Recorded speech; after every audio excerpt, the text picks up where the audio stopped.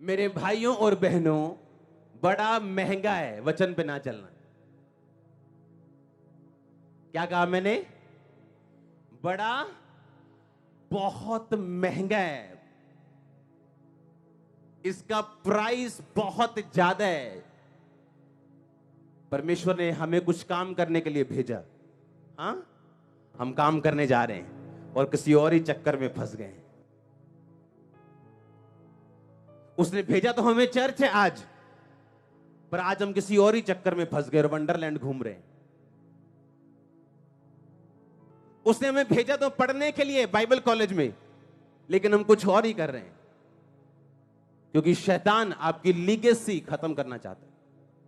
वो आपको इस पृथ्वी से मिटाना चाहता है।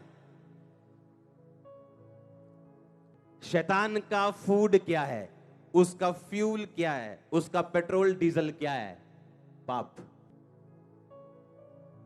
आप पाप करते जाओ, वो अपनी गाड़ी स्पीड से भगाता जाएगा। थाउजेंड्स, हजारों लोग अपनी असाइनमेंट से भटक चुके हैं आज दुनिया में और किसी को पता नहीं। परमेश्वर आपको असाइनमेंट देता है, एक होमवर्क देता है, एक काम देता है।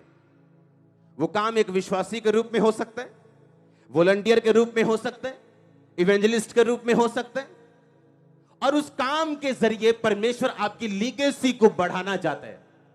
और शैतान बीच में खड़ा, उसे मालूम है अगर ये काम करता गया और परमेश्वर के होमवर्क पूरे करता गया तो मेरे हाथ से ये निकलेगा, क्यों ना मैं इसे भटकाऊं।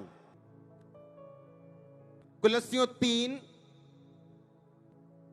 उसकी 5 आयत को हम पढ़ते हैं। उसमें लिखा, इसलिए अपने उन अंगों को मार दो जो पृथ्वी पर हैं, अर्थात व्यभिचार। आज मेरे स्पिरिचुअल भाई ऐसे कई हैं, बहनें ऐसी हैं जो इंजीनियर्स हैं, जो सॉफ्टवेयर इंजीनियर हैं, कोई मैकेनिकल इंजीनियर है, और एक चर्च में अपना जीवन अर्पण कर चुके हैं पूरी उम्र सेवा के लिए, और उन्हें सिर्फ $50 मिलते हैं हर महीने, वो भी खाना खाने के लिए। और आज अगर किसी सेवा वाले बंदे को 2000 रुपए फालतू में कहीं जॉब मिल जाए, वो छोड़ जाता है, बोलता वहां 2000 ज्यादा मिल रहा है। यीशु मसीह ने कहा, कुछ नपुंसक ऐसे हैं जिन्होंने अपने आप को ऐसा बना लिया। किस लिए? ताकि परमेश्वर के राज्य की मैं बढ़ोतरी कर सकूं। पौलुस कहता, तुम प्रचार करके दूसरों को, कहता मैं अपने अंगों को, अपने शरीर को मारता हूं, कूटता हूं, वश में लेके आता हूं, ताकि औरों को प्रचार करके मैं किसी भी रीति से खुद निकम्मा ना ठहरूं। लिखा, अपने उन अंगों को मार दो जो इस पृथ्वी के हैं। अब कैसे मारोगे? किडनी मार दोगे अपनी? चाकू मार लोगे हार्ट के ऊपर? क्या करोगे? वचन को हमें समझने की जरूरत है। आमीन। लिखा, अशुद्धता, दुष्कामना, बुरी लालसा, लोभ जो मूर्ति पूजा के बराबर है, इन्हीं के कारण परमेश्वर का प्रकोप आज्ञा ना मानने वालों पर पड़ता है। और तुम भी जब इन बुराइयों में जीवन बिताते थे, इन्हीं के अनुसार चलते थे। अब तुम इन सब को, क्रोध, रोष, वैर भाव, निंदा, मुंह से गालियां बकना छोड़ दो। एक दूसरे से झूठ मत बोलो, क्योंकि तुमने अपने पुराने मनुष्य तब को उसके कामों समेत उतार डाला है। तारीफ करो इस वचन के लिए। परमेश्वर कहता, कुछ को वो खोजा बना देंगे, यानी वो अपने जैसा प्रोड्यूस नहीं कर पाएंगे, उनकी प्रोडक्टिविटी खत्म कर देंगे। आज कुछ लोगों के बिजनेस की प्रोडक्टिविटी खत्म हो चुकी। उनका बिजनेस करोड़ों में, करोड़ों रुपए का है, लेकिन उनको ज्यादा पैसा नहीं देता। वो एक नया बिजनेस पैदा नहीं करता, वो एक नई आशीष को पैदा नहीं करता। वो सिर्फ हैंड टू माउथ चल रहा है, और ये परमेश्वर का प्लान नहीं है।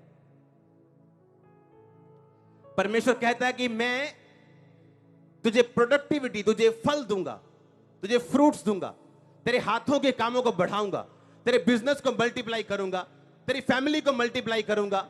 और यही उसने आदम और हवा को कहा था, गुणा हो जाओ, बी मल्टीप्लाई, बी फ्रूटफुल। और शैतान नहीं चाहता आप मल्टीप्लाई हो,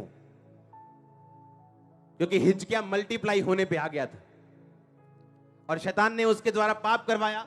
पॉलिटिकली प्रेशर के नीचे आके उसने परमेश्वर के वचन से हट गया और बाइबल कहती, परमेश्वर ने कहा अब तू फलदार नहीं होगा, क्योंकि तेरे बच्चे, तेरे लड़के जो होंगे वो खोजे बना दिए जाएंगे। और परमेश्वर ने कहा कुछ को मनुष्यों ने बना दिया और कुछ ने अपने आप को ऐसा बना लिया। ये आत्मिक बात है, ये शारीरिक बात नहीं। आमीन। अपने आप को उन्होंने परमेश्वर के सामने समर्पित कर दिया। एक बिजनेसमैन समर्पित करके परमेश्वर की सेवा कर रहा है, एक इंजीनियर परमेश्वर की सेवा कर रहा है, एक डॉक्टर परमेश्वर की सेवा कर रहा है। परमेश्वर ने कहा कईयों ने अपने आप को ऐसा बना दिया कि उन्हें संसारिक फल नहीं चाहिए लेकिन आत्मा के फल चाहिए, इसलिए उन्होंने अपने आप को ऐसा बनाया। आमीन। कुछ ने अपना जीवन प्रभु को दिया। अगर नहम्याह ऐसा सोचता कि मुझे क्या जरूरत है वहां जाके खुदा के जो शहर की शहरपना बनाने की, फाटक बनाने की, बाइबल कहती वहां रईस लोग रहते थे, अमीर लोग। बेबीलोन जब राजा